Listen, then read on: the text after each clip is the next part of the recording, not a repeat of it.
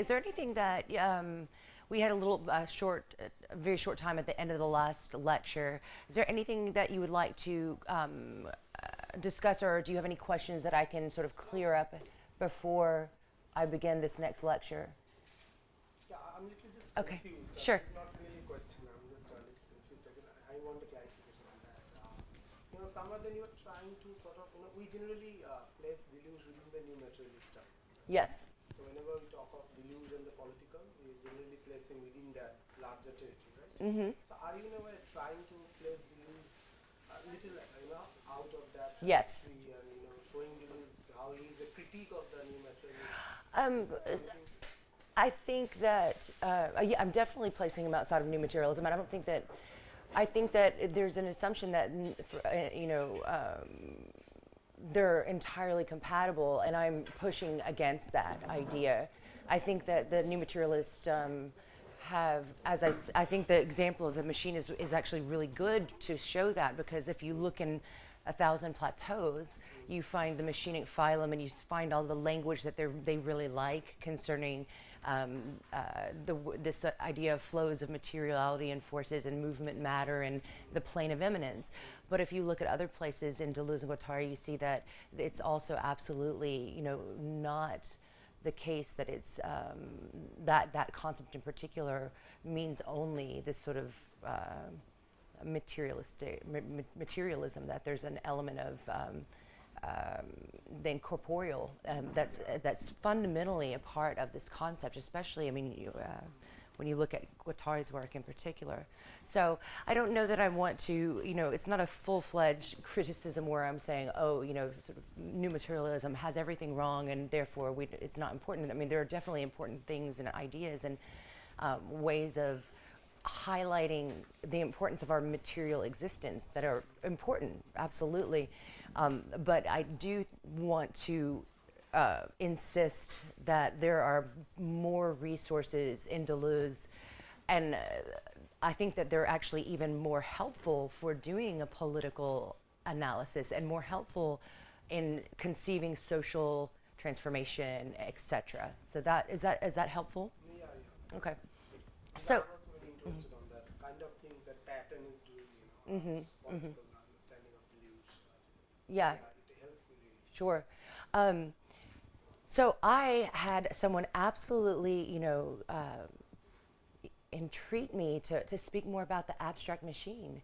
So, no, so I am actually going to talk a little bit more or use the language of the abstract machine that I developed in the last lecture, but we're going to I'm going to shift my focus to looking at some of the issue of capitalism.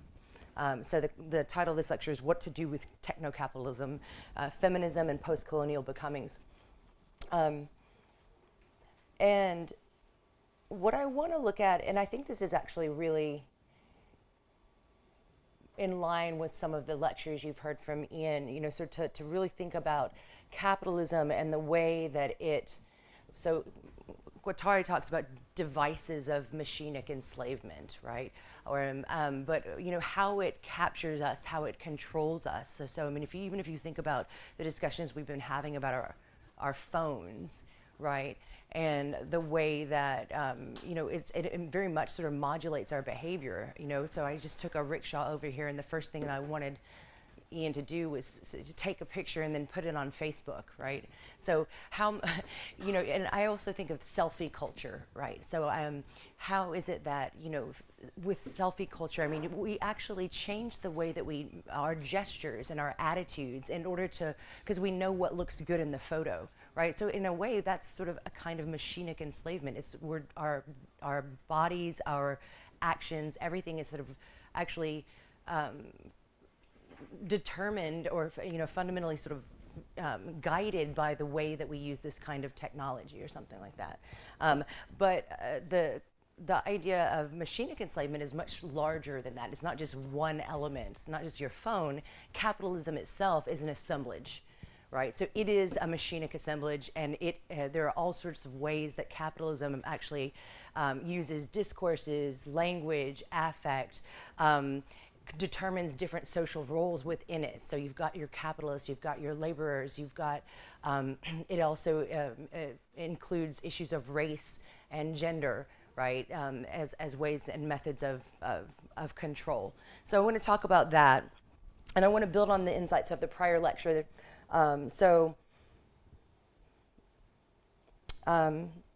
What I want to do first, so I want to do two things in the lecture. So the first thing I want to do is use Maurizio Lazarotto's account of contemporary capitalism as a series of devices for machinic enslavement to suggest how feminism can become a more insightful critique of global inequalities and how it can recognize its own tendencies. So remember, I'm coming from the position of Western feminism. And even I was having some really interesting conversations outside after the last lecture about sort of Indian feminism and how, in many respects, the sort of Indian feminism is, it takes or sort of is influenced by Western feminism, and then it has to sort of take that and re-territorialize it on issues or relating it to issues of caste and things like this, right? So how can this discussion of the abstract machine and the kinds of analyses that you can do when you, through these resources of Deleuze, which I want to really argue for, how can that help us understand how we marginalize others, are the tendencies in Western feminism towards universalizing discourses, right? So just like you could have a critique of the universal superior Western science as a voice, and we can critique that as a construction, same thing in my mind needs to be done to Western feminism as a dialogue and as a sort of narrative that imposes its views and its sort of understandings of other women, especially women in developing countries, especially women in non-Western societies and cultures, right? So in a way, I want to kind of, I want to critically analyze the desires and the tendencies within feminism itself in order to open it up to a more global application, right? So the Maurizio Lazarotto piece, it's one that I actually put in the packet, and it's relatively short, but hopefully you were able to take a little look at that. I'll try to be as clear as possible, and I have a couple examples that might help clarify it as well. So that's the first thing that I'm going to do, is sort of take a look at this concept of capitalism as a machinic assemblage of enslavement, right? And talk about that.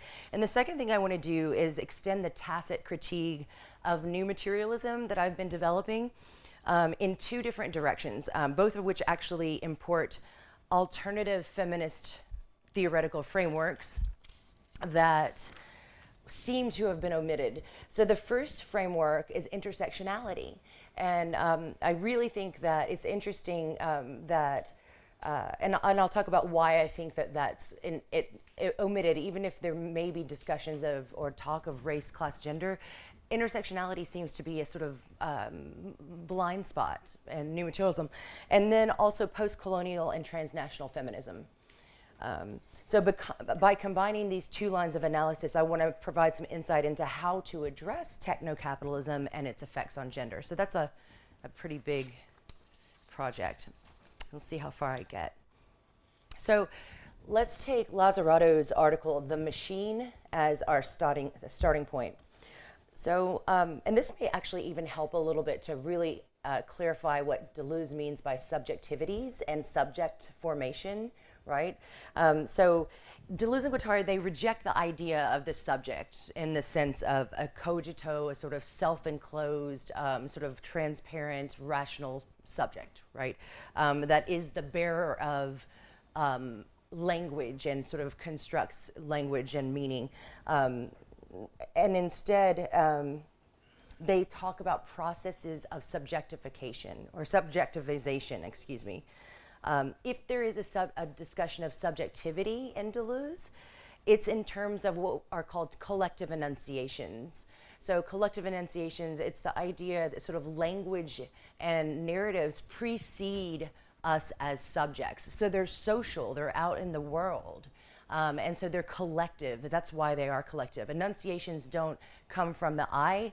They actually are the ways that we understand our own identities, right? So collective enunciations, the narratives, the discourses, the terminology and that we use are the backdrop for how subjects understand themselves. And machinic assemblages are in part composed of discursive series and enunciations. And this is one of the modes or methods by which enslavement can happen and occur. It's how meanings are formed. So collective enunciations are caught within certain machinic assemblages that compose and direct individuals. So this is the subject of Lazar Otto's essay. The machinic assemblage par excellence, so the for our time, is the machine of capitalism itself, right? Lazar Otto uses Deleuze and Guattari's concept of the machinic to understand how we are enslaved by the techno-capitalist machine. It seems very ominous, and in a way, I mean, if we've been listening, as we've been listening, I find it pretty ominous. I mean, the ways that our every move is tracked, are even the ways that when we're looking at the screens and things like this, that it is ominous. So let me find my place again.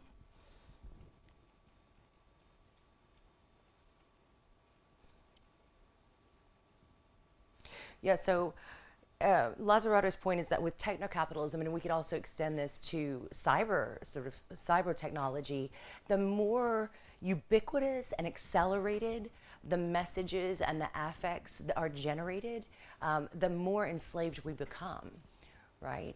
And this is, sort of indicative of the way that Facebook and sort of the sort of messages that sort of just get thrown and churned out, sort of actually become almost even more enslaving. What's important about this analysis of the machine is that it makes clear that, so for Lazar Otto, he says that there are two levels that machinic enslavement or the machine operates. The one is the level of social identities. So machines, machinic assemblages set out particular roles in society and functions, right? And this is a level of identity, right? So race, class, gender, social roles, the role of the capitalist, the role of the worker, all of these are roles, and they have social identities that are constructed and sort of carved out, that then we associate ourselves with and our identities with, right? So class and racial divisions, roles and functions that are necessary to sustain the assemblage. But there's also another level to the abstract machine, and this is the pre-individual, pre-cognitive level of desire and affect, right? So not everything that is, all the messages that we receive are at the level of identification or social roles. A lot of times, and think about, again, back to the phone, right?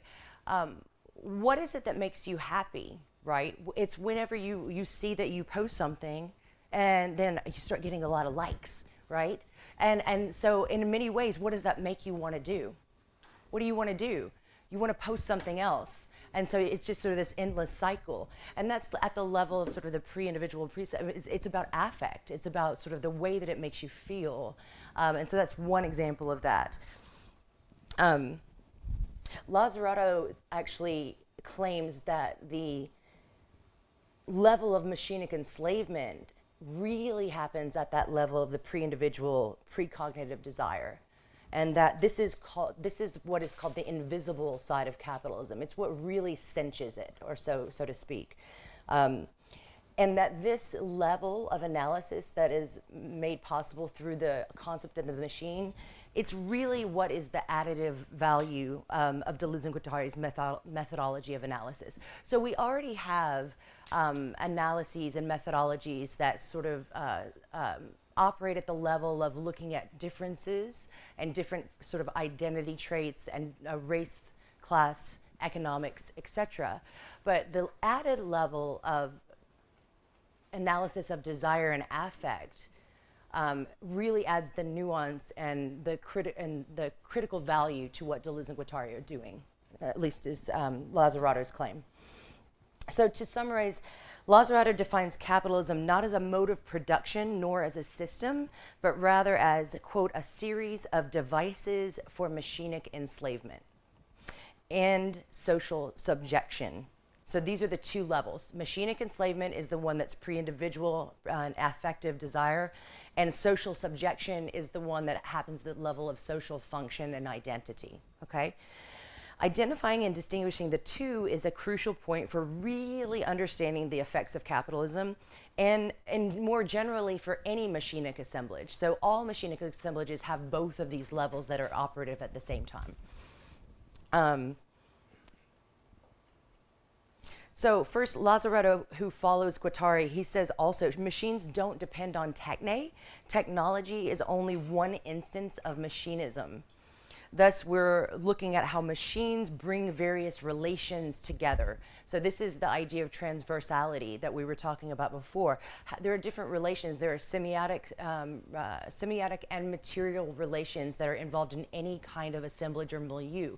So the machinic assemblage is looking at how these are actually organized, brought together, how they form a particular way of being and acting and perceiving the world. So the machine is composed of technical, aesthetic, economic, and social aspects. The two operations of subjection and enslavement happen at two different levels, right? So we were just talking about that. The subjection constitutes its social dimension and helps us to see that there are certain societal roles and functions that appear within the modes of communication and language perpetuated by capitalism.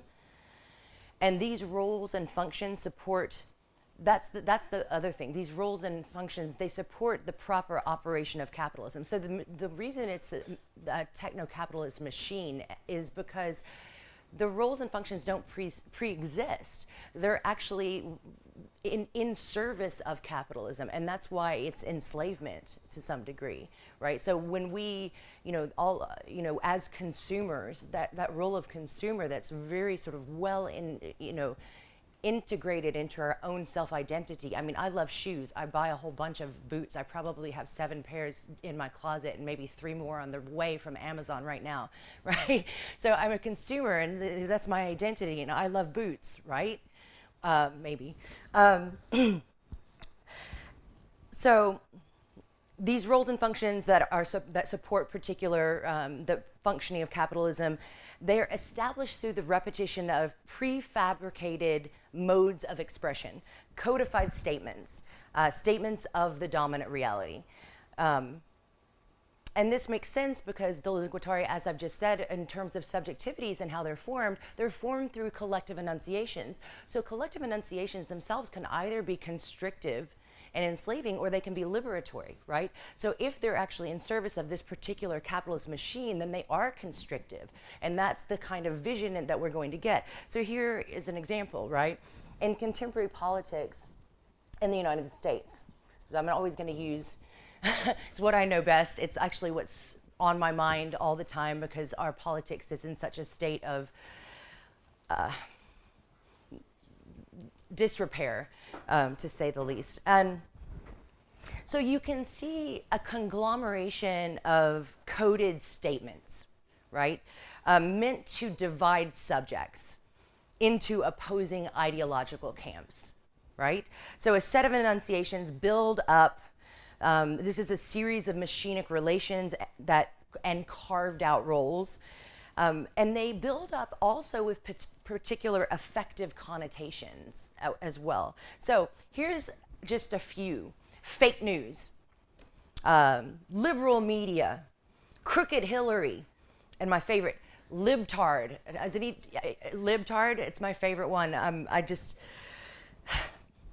don't know. So these are all sort of a set of terms, collective enunciations. They're coded. You put them all together and you have something. First of all, do you think those are good things? Do any of those sound good? No. Libtard doesn't sound good. Crooked Hillary? Liberal media? And then fake news, right? Now these are all particular enunciations that you would associate with things you don't want to be, and especially from a conservative perspective, these are things to abhor, right? This is not you. And so they're pitted against, in one narrative, right, that intrepid entrepreneur, right, the patriots who want to make America great, right? These sets of coded terms establish identities that are so firmly held, nothing, not the whiffs of sexual harassment or pedophilia. I don't know if any of you are familiar with what's going on in politics in the United States right now, but we're in one of our states. We're about to really, it's pretty well acknowledged that we're about to elect a pedophile to, I think it's Congress or is it Senate? I don't even know right now. Rob Moore. But you just see, I mean, the people lining up to actually exonerate him and to apologize for him. And what is the reason for this? It makes no sense. There's no rational way to actually understand this, right? Not accusations of child abuse. None of these can shake the conviction. No, I am a Republican. This is the Republicans. Democrats are evil. They're deceptive. They're liars, etc. Liberal media is just putting fake news out there, and that means that we don't have to listen to them, and we should listen to Donald Trump, right? And these convictions are so firmly held. They're who I am. They're what I stand for. In other words, these codifications what do they do really, though, right? So how is it in service of the capitalist machine? Well, first of all, they stagnate political discussions and discourse, and they serve the status quo. It is, I think, relatively well argued and clear that at least in American politics, though both parties are really sort of in the back pocket of corporate America, the party that is really the advocate of everything free market and all of this sort of deregulation and tax cuts for the wealthy, it's the Republicans, right? So this is a dominant discourse that helps to solidify a particular set of functions, roles, identifications that we then think of in terms of our subjectivities, right? That's not in service, and it's in service of this capitalist machine, right? So is that a good example? Does everybody sort of get it? Yes. So Lazar Otto he observes that these narratives are perpetuated through all sorts of devices. So it's not just linguistic, and that if it were, then perhaps there are some critiques of sort of the fact that we aren't speaking about sort of material bodies, et cetera, that might hold. But that's not the case for Deleuze and Guattari, and these kinds of narratives and these kinds of subjectivities are perpetuated through all sorts of devices, media, right? Surveys, marketing, consumerism, right? All of these things. So they're all different kinds of vectors and relations within this particular assemblage. It's never just discursive. It's also affective. It's also about material relations. It's also about different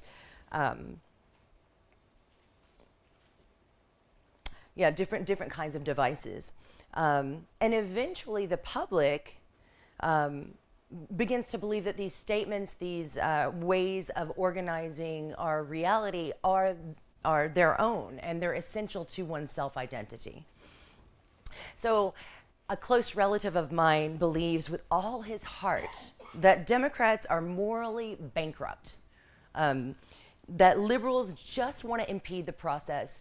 So if someone who's liberal says, but what about the fact that 18 women accused President Trump of sexual harassment?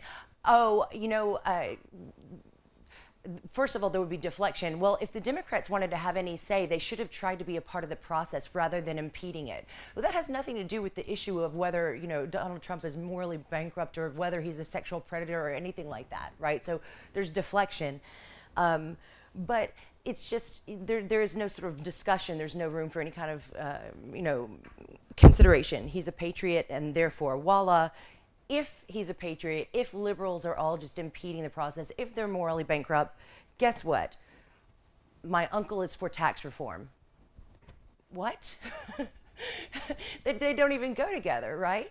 But you can see then how this process, it's not linear. It's actually, we could call it rhizomatic, to use Deleuzean language. And he won't consider any vantage from which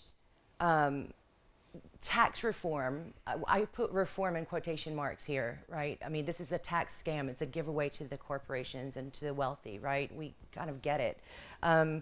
But he won't consider any ways in which that adversely affects the nation, because he doesn't identify with the people or with the values or beliefs or any of those things that the people that it would affect adversely are identified with. That's how clearly demarcated social roles and functions become in machinic enslavement, right? He can't see anything except for positive and negative identities. Anyone that opposes tax reform is doing it because they want handouts, right? That's a discourse, that's a narrative, that is part of the machinic codification, right? Or they're merely dupes of liberal media, right? They're libtards, in other words. Which is, of course, anyway, all a bunch of lies. So the liberal media is lies anyway, so you don't need to listen to it, right? Moreover, the narrative that associates success with moral goodness, which is also essential to capitalism, right? Capitalists are the good. They are associated with moral rightness, correctness. And in the United States, we even have something, talking about religion, we have, oh gosh, what is it called? Prosperity Christianity, or something like that. In the essential idea is that you are a good Christian and you are a good person, and it's provable because you're rich. Yes, yeah, and I mean, and actually these, it's interesting because Donald Trump actually, when he brought pastors to pray, oftentimes presidents will do, he brought prosperity pastors. And so that was a sort of a dog whistle to, you know, this is what is I identify with, this is what I support, this is what our administration supports. Goodness, wealth, right? And this association of success with moral goodness allows them to exonerate all of the indiscretions of current leadership and refuse any argument that seeks to cast a light on corporate giveaways that's happening right under our nose, right? So all of these different aspects, values, affects, coded language, all of these work together. Trump is then, he's the mascot of economic dominance, which is a capitalist valuation. This is why Trump always gets the last word. The media is habituated to pay deference to power and money. So the media is not in control either. It's capitalism. It's the machinic assemblage of capitalism that's in control. So despite itself, and this is what's so funny, because you think, oh, liberal media, you know, they're so against Trump, but all they do is talk about Trump. They just continue to plaster his face everywhere. And this is what happened during the election as well. He got more media time. He didn't have to pay for it. He got 50 times more media attention and time than Hillary. I mean, I actually have a political science friend who does media stuff and during political elections, and she actually has the numbers for this. So, and think about it, every criticism is of this sort. Oh my goodness, that was unprecedented. So they can't even critique him properly because there's something very powerful about the fact that he is this mascot of the very values of corporatism and capitalism that are the sort of milieu that we are enslaved by, right? So I can't believe this leader, this capitalist, he's done an unprecedented thing again. They won't even call him a liar. You know, well, he may have sort of, you know, not said the way they dance around the word lie, right? Or deceitful. They won't say it, right? So here's another thing though. So I know I'm sort of like picking on Trump, and but even the role of protester in our society is hedged by the capitalist machine. So either one is a good protester who upholds the values of pacifism and doesn't destroy shit, but property, right? Because property is the, you know, is the the bastion of capitalism, right? So you're a good protester, and so you values of pacifism and tolerance, and these are sanctioned by the state. They're rather ineffectual. Or you're a bad protester who is a thug, a looter, one who does harm to private property, right? And thus you'll be penalized through legislative measures, judicial measures. So either, I love this, you're Antifa, or you're a lazy hippie who doesn't have a job. You can't really win. Other way, you're neutralized, and that's the point. Protest is not protest. It's neutralized. It's ineffectual.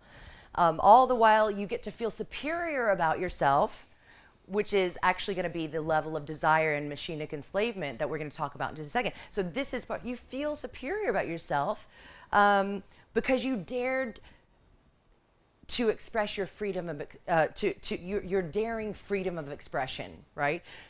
So all of these work to actually sort of pacify and maintain the status quo.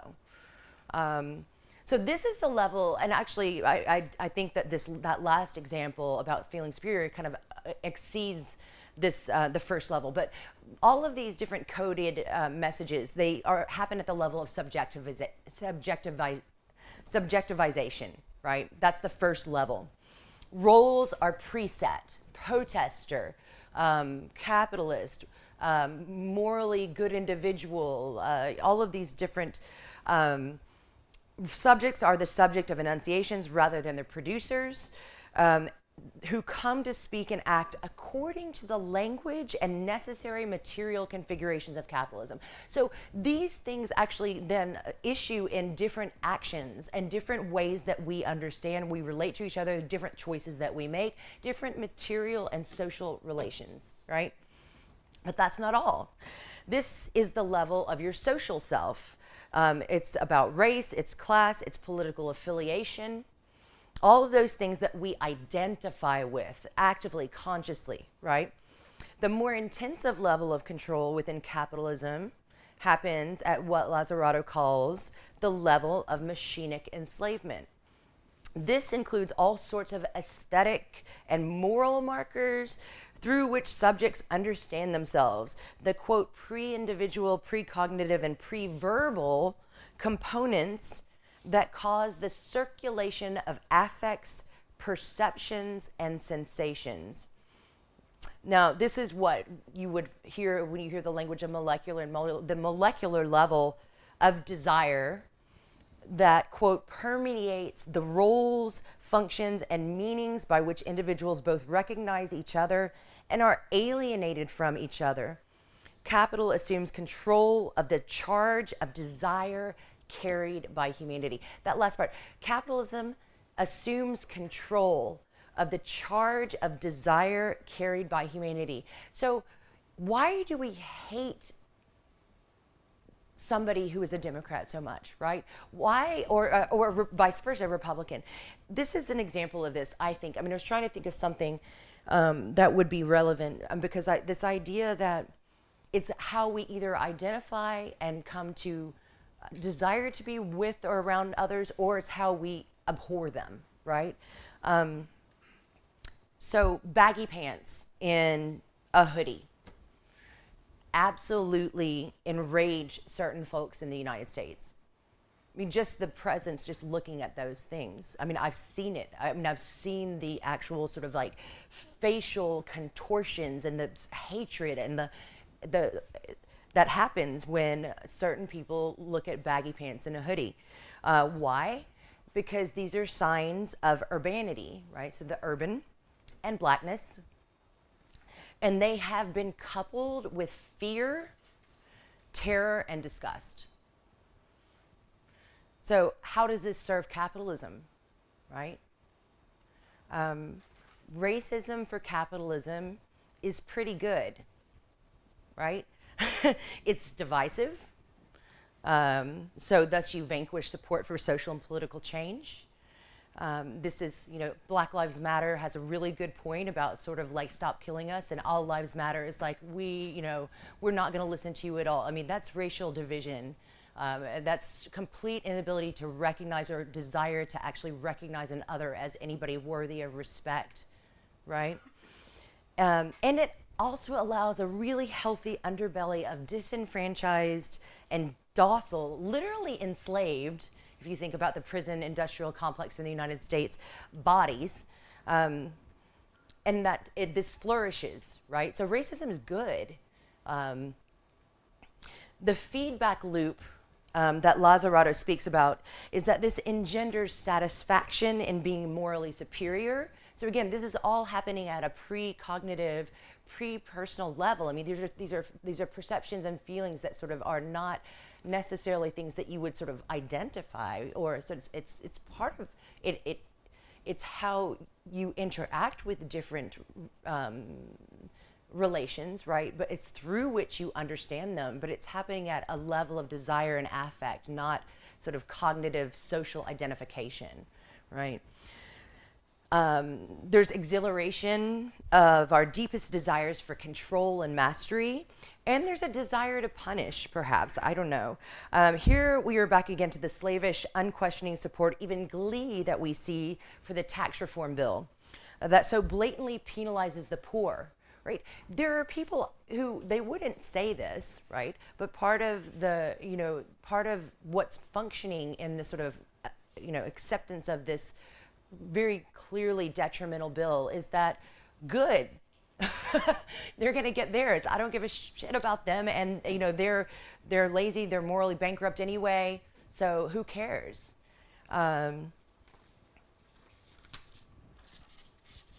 So in a way, this would be, I think, the level where Deleuze and Guattari talk about, this is our desire for fascism, all right, for our own control. Okay, so what's the upside? That's a pretty dark and sort of desperate situation. And I told you that I was going to, say something optimistic and positive, right? So let's try that. So this is where the abstract machine comes in. So I told you I would talk about the abstract machine a little bit more. And this is why I was so adamant to insist that this aspect of Deleuze and Guattari should not be discounted or lost.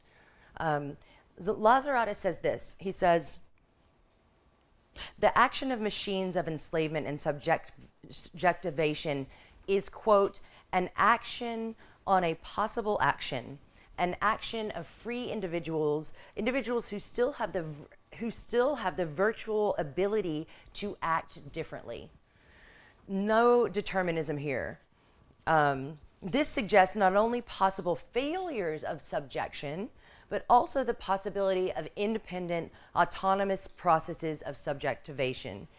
Here we find the third concept of the machine, the abstract machine. So that's Lazar Otto right there. He's sort of talked about this machinic enslavement of capitalism, sort of presented this really sort of grim picture of how we're all always already sort of enslaved by these collective enunciations that precede us, how it happens at the level of the unconscious, and sometimes we're not even aware of it, right? So this is looking pretty bad. And then he comes back and he says, yes, but there is possibility that, first of all, subjectivation can fail, and second, that we could be otherwise.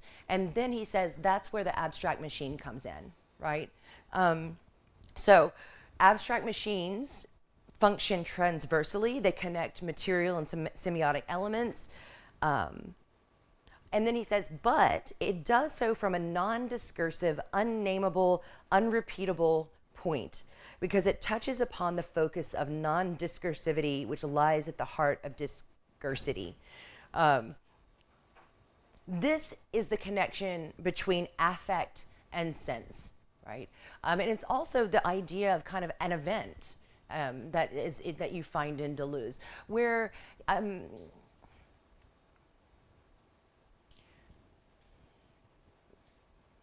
if you remember, and it was a sort of a brief thing that Ian said yesterday, but he talked about the fact that there are certain certain things that can't be, that disrupt the assemblage or disrupt this and can't be assimilated, so to speak, right? And so these are sort of possibilities or possible places where something else can arise, where something can sort of, in Deleuzian terminology, become a line of flight and connect with a different assemblage. Sort of, and these are possibilities that exist within the abstract machine, right?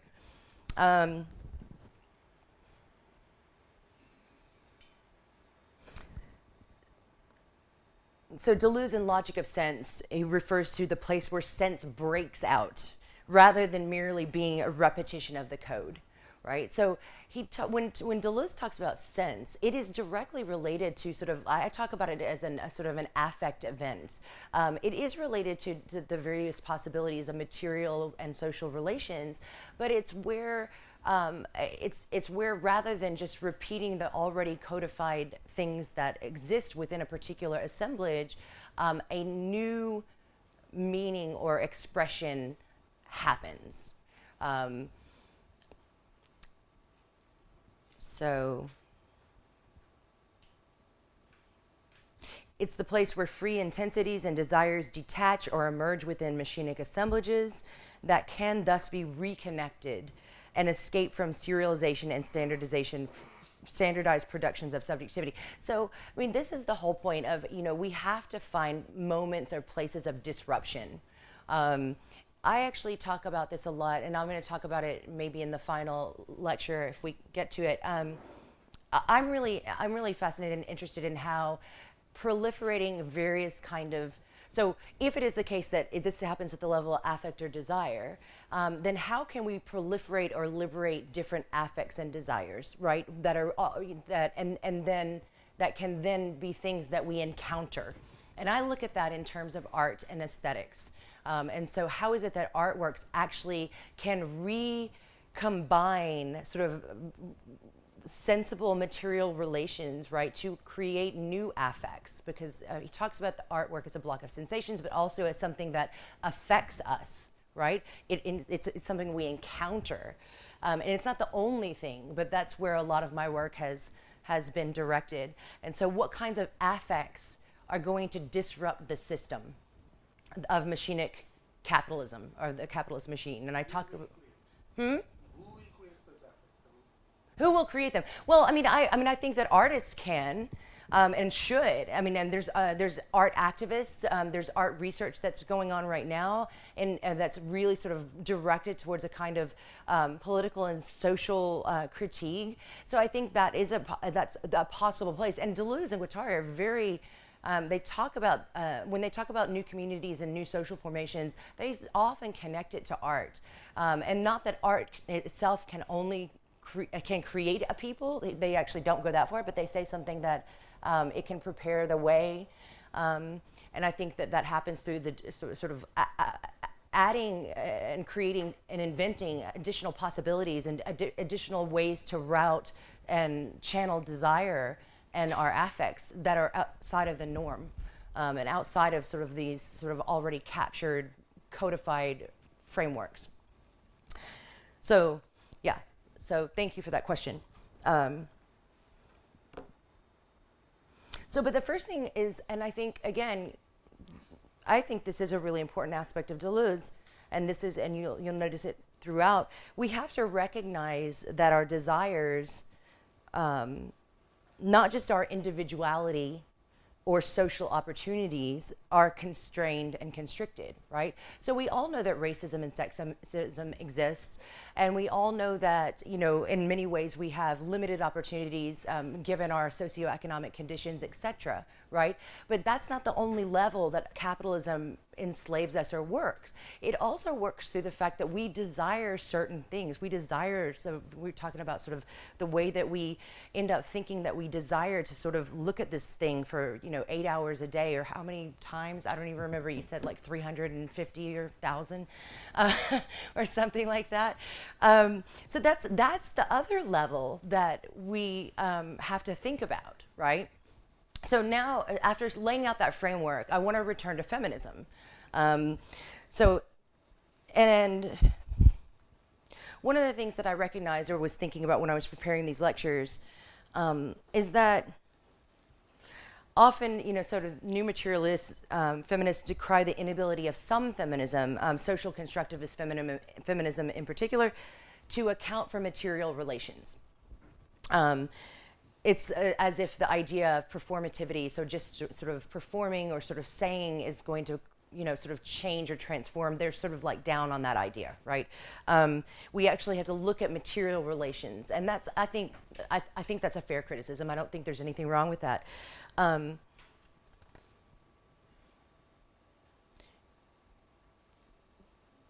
a common criticism is that it doesn't take into consideration race, class, and things like this. So material relations amongst people. And what I would immediately think about when I hear that from an American feminist perspective is the term intersectionality. And are you familiar with this term? Some of you? Yes? Yeah. So intersectionality is a term that it doesn't just apply to sort of the fact that we are different or we have different, it's that it demands careful attention to various forms of oppression, right? So you're not being intersectional just because you're like, well, I'm a vegan and I'm, and I'm going to consider how my veganism affects the fact that I'm, also heterosexual, but I also, like shoes. I mean, it's not that kind of thing. It's that the intersection of various forms of oppression, right? Anyway, so nowhere in my reading was I coming across this term. And though there would be some sort of discussion of a need to analyze social relations, so you kept hearing, oh, there's a need to analyze social relations, material conditions, the concept itself never appeared, and I thought that was really strange. So I was doing some reading, and in fact, I found a criticism of new materialists that I thought was quite interesting, and I don't know, again, my research into this area of feminism is at the beginning, so I could be wrong and I could sort of have to revise my claims here. But the criticism is that new materialist feminism, it really regards the lineage and the progression of so-called American feminism as unidirectional. And unitarily focused on linguistic social constructivism. And I find that to be persuasive because I also think that's the case. American feminism is a little bit more complex than that. There are already discussions of embodiment. So Iris Marion Young, How to Throw Like a Girl? Has anyone ever heard that? It's a very famous piece that she wrote, but it's all about the ways that we have to, as feminists, include a discussion of embodiment and how that actually is related to identity. So that's called feminist phenomenology. It's a strand of feminism that exists, as does feminist epistemology, and then there's intersectionality that also exists in American feminism. These don't sort of seem to play a prominent role in the narrative that you find in new materialism.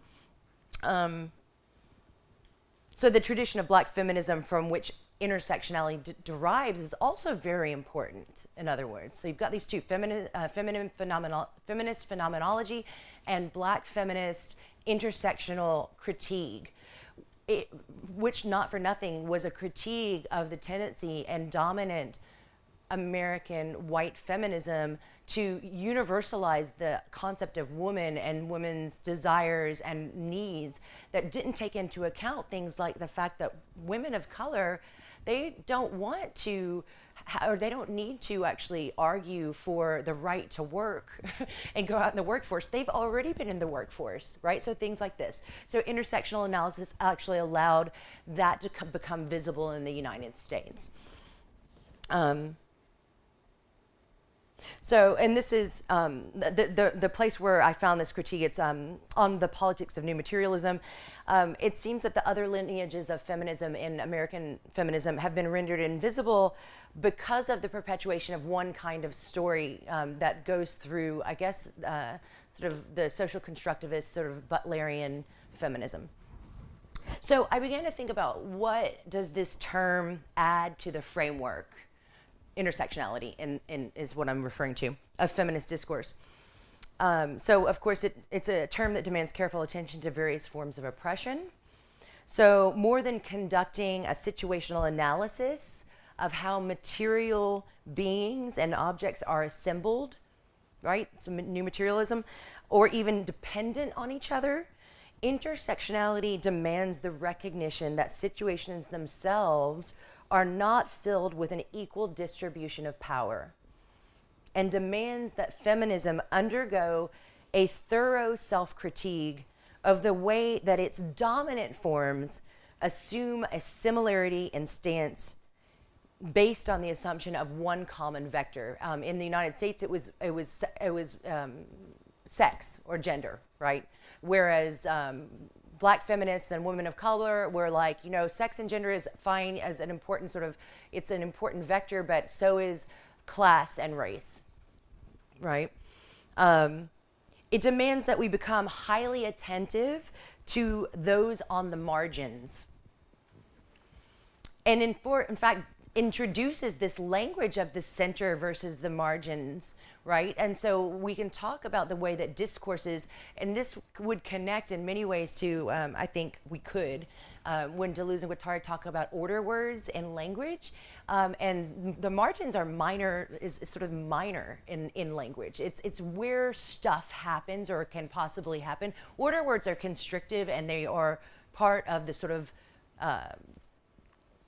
mechanisms of capture, right? In the way that the center and dominant discourses of feminism sort of actually exclude and capture the discourse and the way that we're going to talk about what's important, right?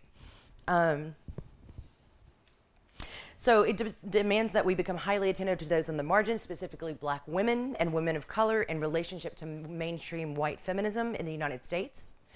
But I believe that this applies to the same dynamic of Eurocentric feminism in relation to so-called developing nations, where Western European feminism enjoys a centric position in terms of social, economic, and intellectual capital. So still, we're still talking about the capitalist machine. Western European feminism is complicit in that because Western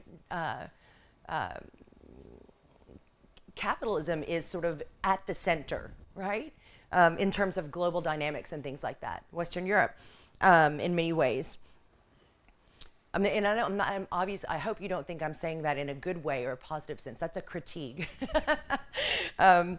So where Western European feminism enjoys a centric position in terms of social, economic, and intellectual capital that renders and maintains systems of marginalization and oppression in other parts of the world. So from the intersectional point of view, this is the question that becomes relevant. How does or has the techno-capitalist machine constituted racially and socially differentiated women? And given my additional claims that we still need to be vigilant in calling out the tendency towards Eurocentrism, even in feminist contexts, how does technology constitute non-Western women in particular? I think that this is a necessary question to put to current forms of feminism, new materialist accounts and post-human accounts notwithstanding. And I think it's a question in a very strident way that echoes Walkman's pointed criticism of cyborg feminism as a techno-fantasy available only to a privileged global elite. So cyborg feminism and cyber feminism, you know, everything's rah-rah, you know, technology is great, we can all be really connected. It really, you know, it comes from a position, I mean, not everyone is sort of similarly situated in terms of technology. Not everyone can buy an iPhone. Right? Some people make the iPhones, and oftentimes the places that they're made are completely constricted by global capitalism, and global capitalism seeks to find the most vulnerable and exploitable populations in order to make their products cheaper or to make their profits higher, right? And who are those most vulnerable and exploitable populations often? they're women, right? So that's the idea, that sort of what, you know, are we really doing a good job in any of these forms of feminism, cyber feminism, cyborg feminism, new materialisms? Are we doing a good job of actually looking intersectionally at the issues, right? And so I think that's to me where transnational feminism and post-colonial feminism are necessary kind of to be introduced into this discussion. And it is necessary to dismantle and disrupt the idea of dominant discourse and dominant sort of identities and centric identities.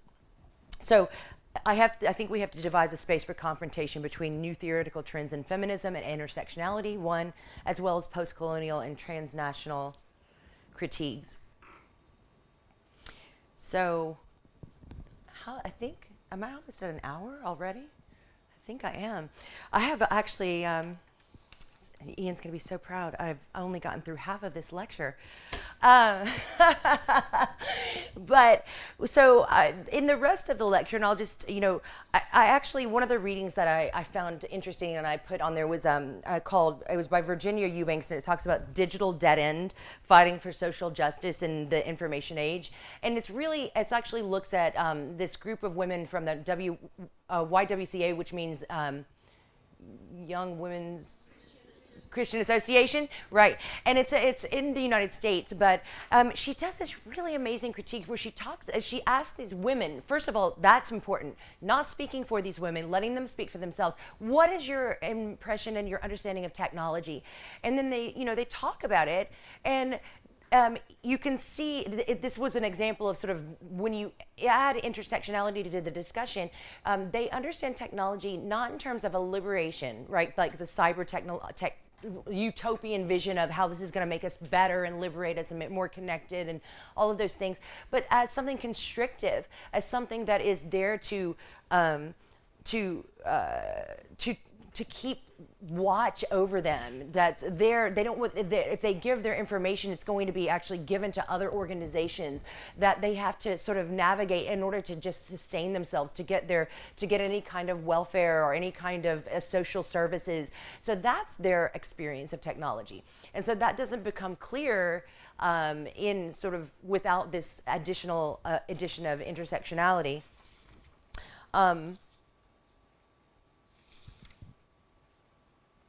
And then the final section that I would have, was wanting to get to, is that I was going to sort of provocatively say, but intersectionality only gets us so far, because intersectionality is still dealing with social identities. And remember, I think I said, I don't think that even proliferating identities and working at that level is enough. So identity politics, in many ways, it can also sort of be constrictive, and it's not. And this is where, again, I keep referring back to, this is why I think the concept of the abstract machine is so helpful, because what you get is like, okay, well, there is an important, intersectionality works on that level, it's important, but it's only one level, and we have to talk about the level of the pre-individual, the pre-cognitive affect and desire, right? And so I would say that if we really, that the next thing that we would need to consider is an idea that surpasses intersectionality to become a more transversal. So I think we have to ask ourselves as feminists, as women, so what are the libidinal investments that are guiding our refusal to relinquish certain prerogatives or to be at the center? How can we sort of disrupt those particular desires, right? How can we proliferate other desires and other possibilities? And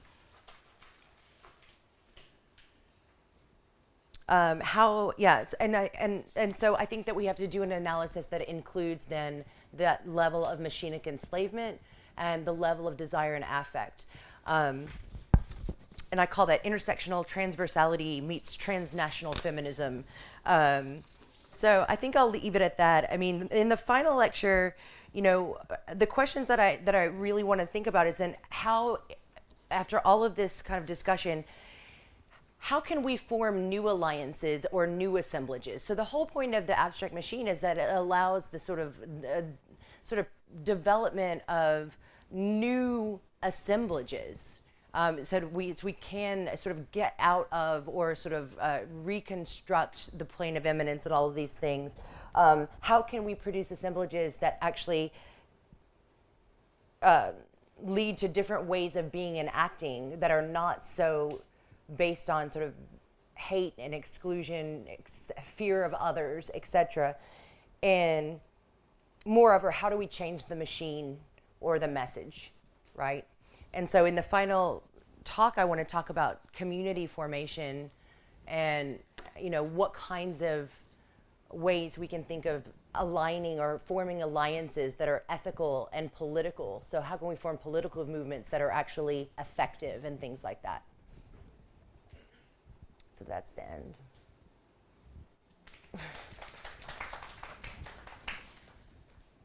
I don't know. I think any questions? Yeah, why you are not talking of the war machines? I mean, you completely just simply, Why haven't I talked about war machines? Well, I think that. So far the resistance is concerned. I mean, so far the resistance question within the Deleuze is concerned. I mean, why you are not referring to?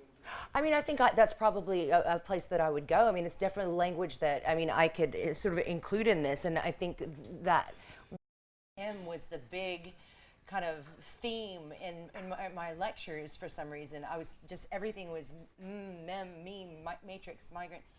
Anyway, so Maria Fernandez, a feminist art historian, speaking about the possibilities of successful organization among women at both the local and global level in the cybernetic electronic media age, calls out the fact that marginalization, stereotyping, strategies of silencing, and rendering invisible are still with us and still intimately related to the body, to the flesh. In fact, as we've seen through multiple feminist critiques, the utopian view of technology, which posits a world of cybergenetic free space in virtual worlds and prolific empowered identities, doesn't really reflect the lives of real women always. The reality is that many women encounter technology in their work rather than for entertainment or as an imaginative outlet. And so this is also something that we find. I was talking about how if you go into a Toys R Us, which is an American toy store, you'll find even toys are gendered in the sense that on the pink aisle, which is the girl aisle, you find toy vacuum cleaners work or sewing machines. I don't want a toy sewing machine, and I don't know that any young girl would necessarily want that either, but this is what the options are. If you go to the boy aisles, it's really interesting. I had two brothers, so I always wanted the boy toys because they were better. I mean, I hate to say that, but robots and like imaginative, put this together and it's gonna like fly and whir, and it's all very much geared towards technology as an imaginative enterprise, as fostering creativity, right? And so these are some differences that still need to be, I think, really who designs technology and for what reasons. Those choices need to be really understood and analyzed and considered. The reality is that many women encounter technology in their work rather than entertainment, or as is the case with the YWCA, as a means of control via information gathering and state dissemination, not as an outlet for creating new personas or subjectivities. Adding to this, many women, globally speaking, encounter technology as something that they are producing for a global economy in which they are minimal participants, not as something that they will use or manipulate, but something that represents danger, violence, and precariousness of their livelihoods. Yet, technology and electronic media have been integral in the construction of and positioning of these identities. It's not the option is not sort of then let's sort of return to some sort of nostalgic time frame when we don't use technology, sort of like that, I think, reductive view of Heidegger, where, some people think that what he's advocating is everybody go live in the woods and, chop wood or whatever.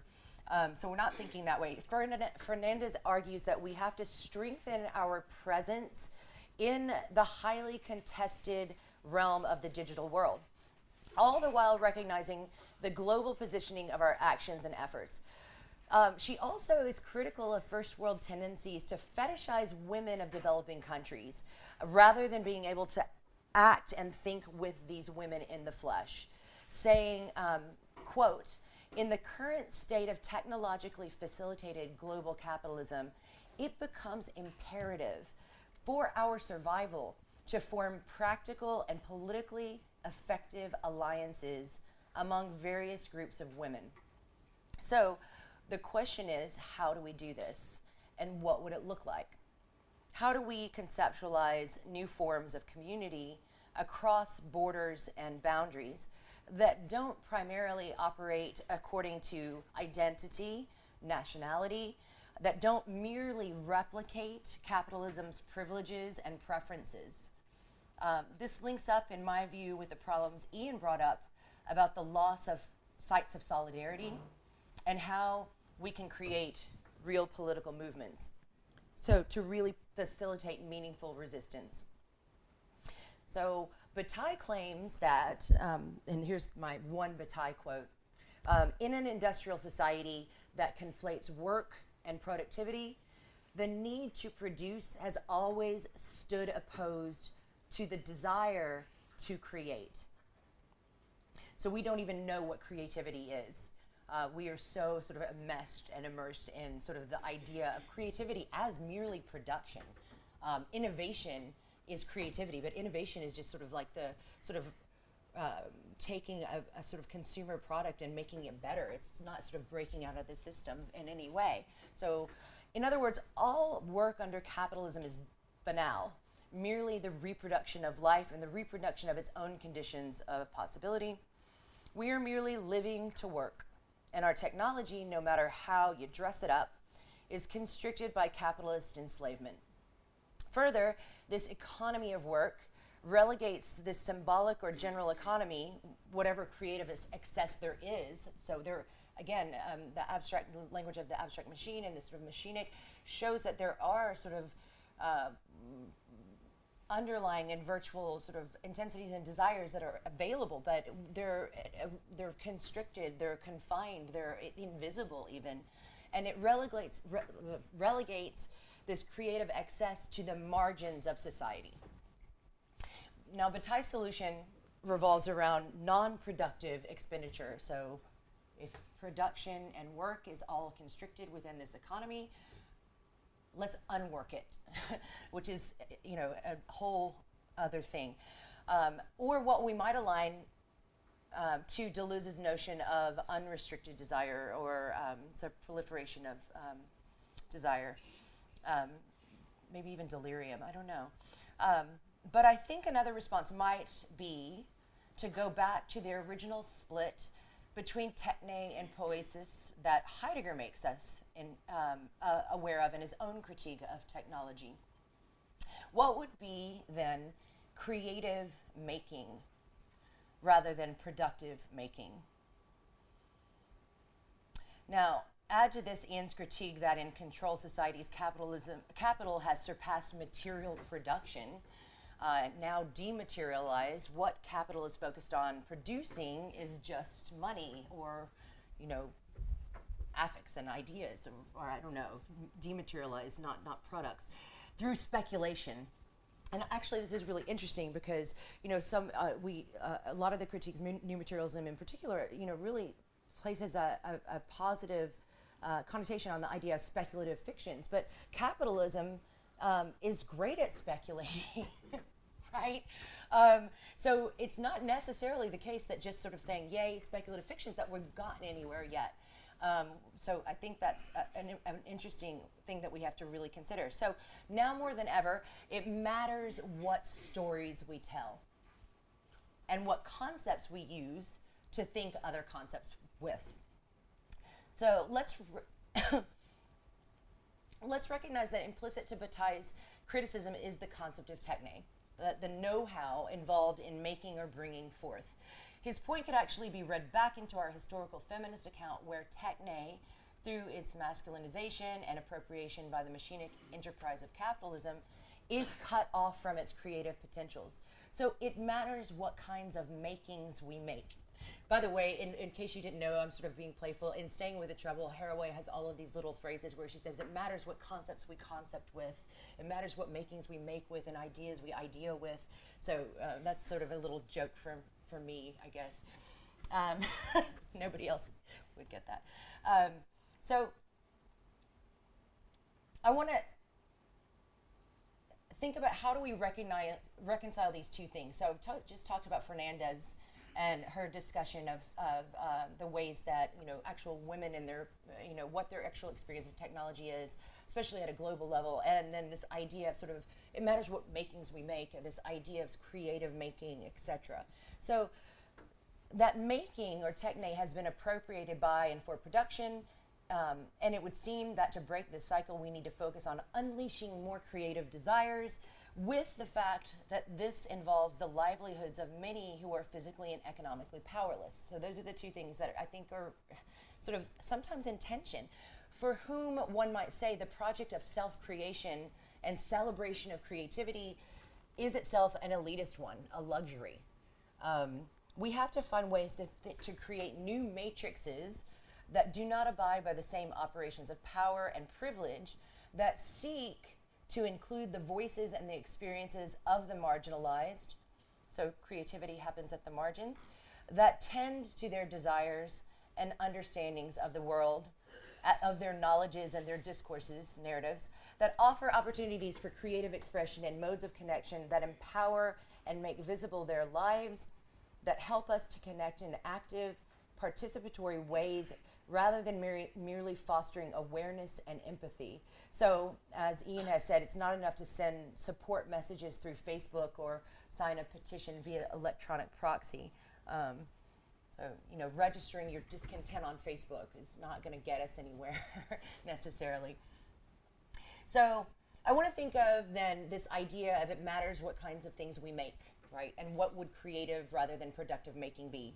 So, I'm thinking of three different kinds of making as ways of thinking about the issue of how to form alliances and how to be with others, as communities that avoid the homogenization of desire and the systematic exclusion of others, or of universalizing our position in ways that end up positing an objectivity that ends up objectifying others. And I was really struck by this phrase in Ashish Nandi's talk earlier, the first talk on one of the first days. I really think it applies quite well to the critique that many transnational feminists like Chandra Mohanty, for instance, have made against Western feminism and its tendency to create a universal vision of women and lump all third world women into one category. So I want to begin thinking about different ways of making community, and this is an extension of the question that I addressed in my book, The Invention of a People. Ian linked the idea of assemblage with that of agency, that assemblages are ways of making an arrangement with our world that is livable. What I want to add to that assessment is the idea of making the world both livable and ethical, and probably that's implied in what he said anyway. What kind of assemblages make being with others more ethical and livable, take account of the concerns of its members, do not fall into hierarchy and exclusion? The version of community that I develop in The Invention of a People privileges the margins over the center, emphasizes fluidity and movement between elements, parts, and individuals, would value openness rather than exclusivity, and above all, its consistency would be generated through affects rather than categories, so rather than species, nationality, race, etc. And this is a vision of community making via alliance, characterized by a willingness to remain open and sensitive to the changing needs and fluctuations of its borders. So Deleuze and Guattari have this really, when they talk about pack formations, they talk about this, the anomalous border. And it's a border that is in itself a kind of negotiation with the outside. And so it's really the case that creativity and transformation happens at the margins. So the center in a way, if it sort of is where a lot of the dominant discourse might occur. But if we want to look to what it is that's going to actually move, change, transform, or disrupt an assemblage, I think it's going to happen at the borders. First consideration. So I'm actually going to not work I'm not going to emphasize this as much, but the first consideration of first way of making was going to be, I was going to talk extensively about Donna Haraway's Making Kin. And I've already actually discussed this concept a little bit, but it's from Staying with the Trouble. And her intent with the idea of making kin is, I think, very much aligned with what Guattari says in K-Osmosis, where he says, how do we change social practices? How do we reinvent social practices that would give back to humanity, if it ever had it, a sense of responsibility, not only for its survival, but equally for the future of all life on the planet, for animal and vegetable species, likewise for incorporeal species such as music, the arts, cinema. And Haraway's book is really all about how we can ethically be with others.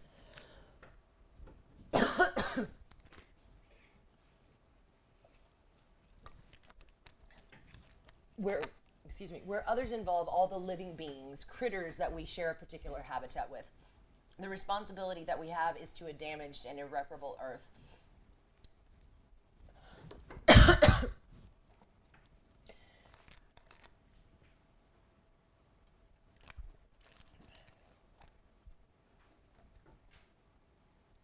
So she wants to redirect our attention and energies towards our material interactions, making kin, which is, according to Haraway, the way we can or must cut the bonds from the Anthropocene and the Capitalistine, so moving to the post-human, is accompanied by a constellation of terms like sympoiesis, which is a collective producing system.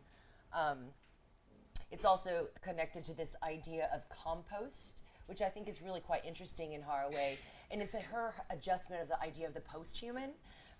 So rather than the post-human, which maybe has connotations of sort of leaving the human behind, Haraway says staying with the trouble means sort of how do we exist with these other critters and other species and other beings, but the compost means that it's not sort of post. It's the com is the with the post of sort of human-centric concerns.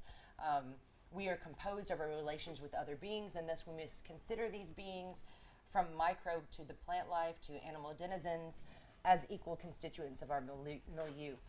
Now, I think you already know my critique of this because I, made some overtures towards it before. It seems that this idea of compost, of creating new material matrices, is aligned with this idea of making kin, but the other half of that is making kin, not babies, right? So it really is sort of focused on sort of the zo-egalitarianism, right? And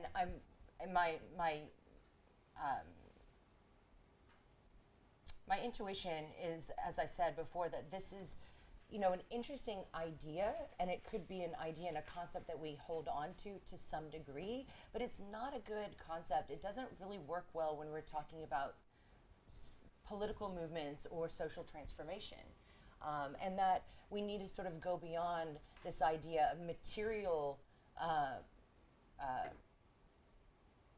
machines, right? So this is sort of the making kin is sort of making new kind of material assemblages and sort of learning to be with in an ethically responsible way, sort of learning to actually take into consideration the needs of all of these different critters and beings as sort of important in and of themselves, not just through the eyes of what they do for us as human beings, right? So that's all good and well, but as I think it's a pretty good critique to say that this isn't actually as helpful when we're trying to analyze what are the political problems and what are the problems of society. And so I really think that when we think about this idea of staying with the trouble, we really have to think that the trouble actually extends not just from those material sort of assemblages, but from us as human beings. And that includes things about how we create meanings and preferences, and how we make value judgments about these material assemblages.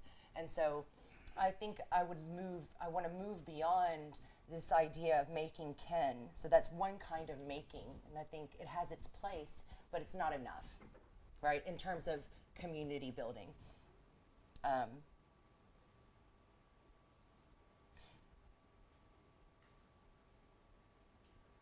So my further question is, so I think the question that's crucial to ask is this: how do particular formations gain the capacity to make change? How do we form political alliances? And these questions are why I return to Deleuze and Guattari.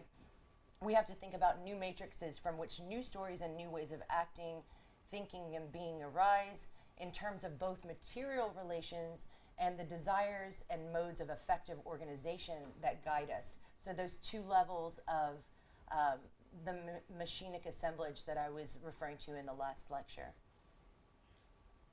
Moreover, the machinic lets us consider the importance of incorporeal transformations as well as the transformations of material relations.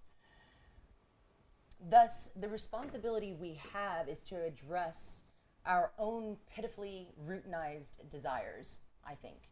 What and where are we investing desire? What prejudices and judgments does this lead to? Deleuze and Guattari say that, quote, what belongs to all requirements of liberation, the force of the unconscious itself, the investment of desire of the social field, the disinvestment of repressive structures. So what do we prioritize? What does it mean to be a subject in the 21st century? If it's the case that we are experiencing the, quote, homogenization of perceptual experience at an unprecedented level, that's actually a quote from Ian, how do we disrupt this steady flow of effective anesthesia? So I kind of like that. I made that up on the spot last night. Effective anesthesia. Our desires are just sort of homogenized. I mean, we're just sort of, when you go to the store and you think that you're sort of picking out things that are really important and individual for you to wear. I mean, there's just sort of these sort of set things that you're doing and that you're choosing.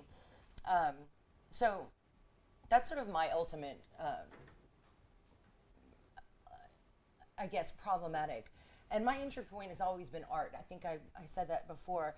Making communities through the proliferation of new kinds of affects that break up a perceptual plane of immanence, that disrupt the affective registers through which we have been standardized. And I think that art really has a place in that, and I think that would be born by looking at textual analysis of Deleuze and Guattari as well. We have to make new affects, invent new communities.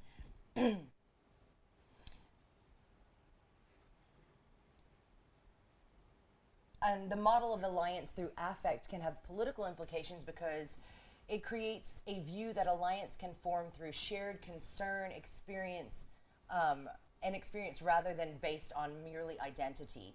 Alliances are flexible and not totalizing or eternal. They're mobile, they're evental. Now, this may seem idealistic, but if you look at the way that affects are distributed today through the cybertech world, we see examples of their power. Now, maybe this is a silly example. I don't think so, though. So this is memes, right? And I call them memes. I don't know why. But we see how memes can go awry. Pepe the Frog. Everybody, do you know who Pepe the Frog is? No. Who knows who Pepe the Frog is? Wow, okay. So Pepe the Frog, I mean, he has a long history, but safe to say that he's become an emblem of the alt-right and white supremacy in the United States. And he's become a receptacle for a whole constellation of affects. So whenever you see, and he's sort of circulated on these 4chan and Reddit and Breitbart and all of these dark, I don't even know what you call them, channels and cyberspace, right? And so he'll just show up, and when Pepe shows up, Pepe means something. It means either it's an endorsement or it's a kind of the site that this is a concern, this is something that should signal concern by white supremacists, right? Or it's showing displeasure about something. It's got a whole constellation of affects, discursive and non-discursive elements that are actually symbolized by this meme, right? And it's been very powerful. The fact is that Pepe didn't used to mean that, but has gained this kind of cult following. And guess what? That's just incorporeal, right? That's cyberspace, that's internet, it's virtual communities. No, what we see in the United States, and I'm not saying it's all Pepe's fault, but I mean, Pepe's a part of it, is a resurgence of white supremacy.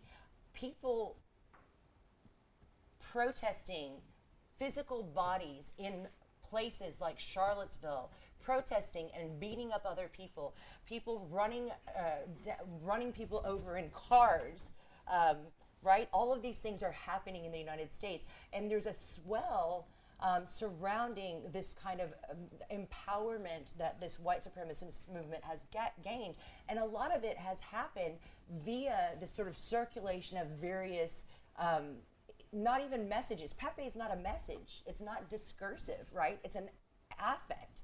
It's sort of a constellation of affects that are sort of related to and attached to this meme, right? This frog.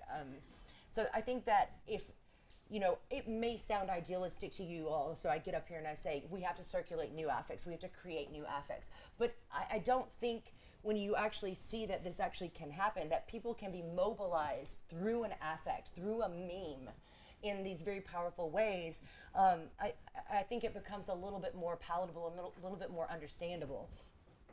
Now, one of the problems is that it seems like the right and these sort of movements that are based on sort of hate and anger seem to be much better at this kind of mobilization, and I don't really understand why or how that is. Ian and I have talked about it, occasionally, but I tend to still be very optimistic. I mean, if this can be a source of mobilization for negative or restrictive or constrictive affect, then why not? Maybe why can't we have creative affects of resistance? Affects of disruption, right? Is that a very conscious process? I mean, trying to really consciously, unleash that sort of an affect? Well, I think that they did with Pepe. I mean, I think that Pepe did take on a life of his own, but there was definitely some kind of intention to sort of use this as a way of gathering and sort of identifying a certain kind of value set, right? A certain way of understanding the world. So I think, the idea of artistic intentionality, I think that we sort of don't ever necessarily know, and there's always the contingent, there's always sort of ways that these are going to take on a life of their own. But I think that, there is a need to sort of proliferate a different kind of vision, a different kind of organization, a perceptual organization of the world, and that can happen through art. If art it's got to be something that. No, I know the party which is leading ruling India right now. They are also have creatively used certain affects. For example, this demolition of the mosque. That affect they have used. So there is always this this risk factor, I guess. Yeah. Things of aging. Sometimes this creative construction of affects might lead to something very Right. untoward. Oh, well, right. And and Deleuze even says, he talks about sort of Heidegger, and he talks about sort of the fact that thinking and concept creation is always dangerous, right? So there's always that. But then, I wrote a paper about this sort of use of violence and images and affect, and it is a way. It's neutral. It's not as if affects are going to save us, but it is, I think, important to consider what kind of affects do we need, right? Right. I actually, this is interestingly, so there's an interview of John Lennon, and I actually think this is really interesting. So he's in his bed and he's talking about advertisement and capitalism. And he's like, look, man, I can't do a John Lennon impersonation, but he's like, this is the way that we are we are sort of embedded in this capitalist advertising kind of consumerist world. And he's like, I'm going to use that. I'm going to use advertising. And if you think about that in everything that all of his actions, so he's got Make Love Not War, he's got these posters and placards in the back of the interview while he's doing this bed-in, he's got his song lyrics. These are all ways that he has decided to kind of creatively use affect in the mode of advertising, right? For a purpose of, instead of spreading more consumerism or greed, right, which are the sort of ways that those are the devices of enslavement, love, peace, right? Those are affects. And I think that, well, he did something. I mean, people were really angry with him, and he did get murdered.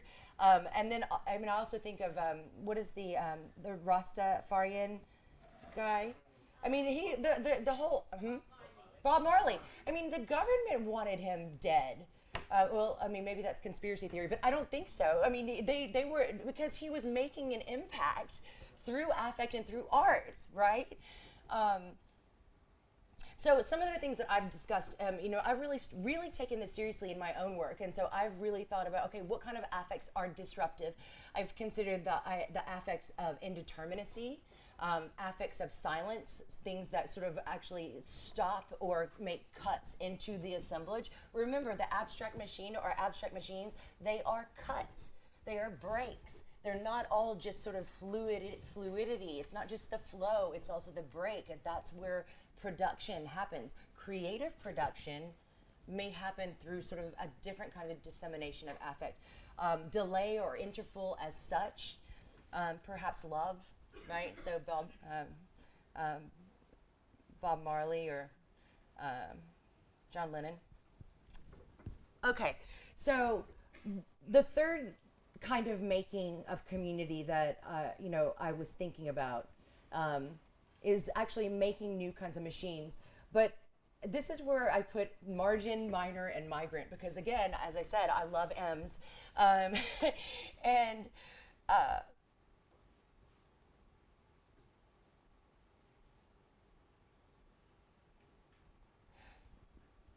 I'll say about this, I mean, my work right now, one of the things that I'm really interested in is this idea of creativity coming from the margins, sort of, and how Deleuze and Guattari are always interested in the shifting borders of things, the anomalous as the site of possible transformation, that eschews the center as a place of dominance.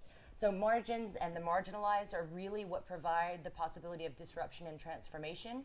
When speaking about a people to come, Deleuze and Guattari link this to the idea of necessity and suffering.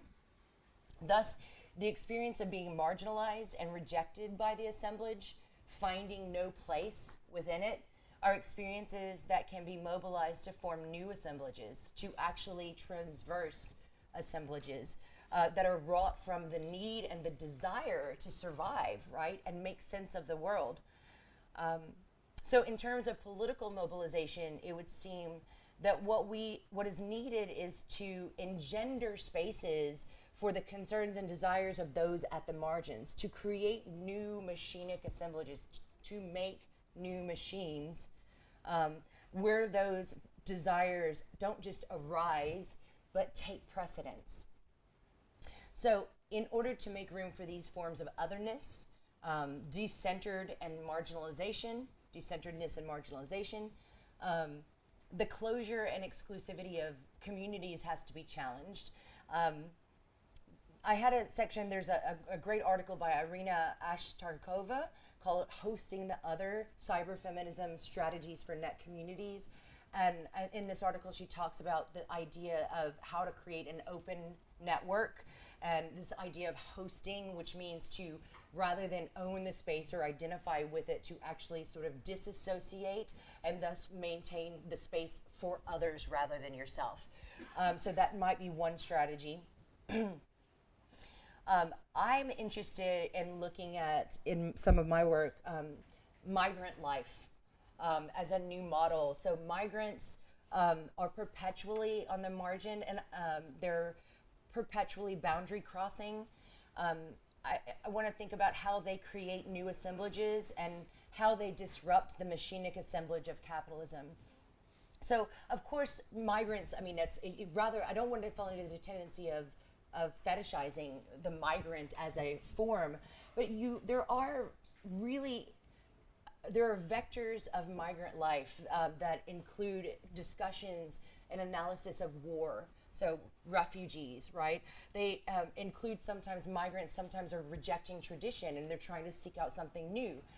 Some migrants are in economic distress, the desire for a better life. So there are multiple vectors. But what I think is interesting about migrant life is that it eludes certain machinic devices. So of nation, of home, of economic stability, and it often requires different renegotiating conceptions of family. So all of these are actual sort of assemblages that work within the already sort of the dominant discourse, right? So actually maybe shifting to this ways that the migrant has to renegotiate these and actually stands outside of these major constructs might be really a valuable way of thinking about how can we organize different modes of life. So the very precarity of migrants, refugees, diasporas is an indication of the inability of the machine to assimilate or absorb them. So this excessiveness could be a sign of liberated desires beyond capitalism.